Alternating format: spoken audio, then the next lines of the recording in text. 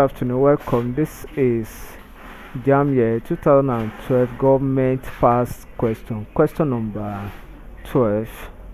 In question number 24, in Hausa pre-colonial political system, a district was headed by dash.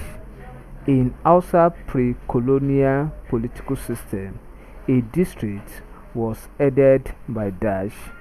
So this question is coming from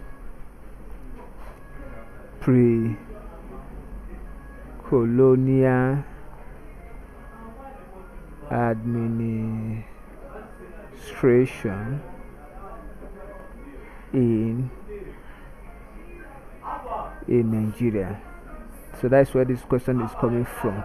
Option A say a Hakimi, B say a Dagashi, C say an Akali, D say a Waziri. The person who headed a district during this period is known as Hakimi. So option A is correct. Thank you and God bless you.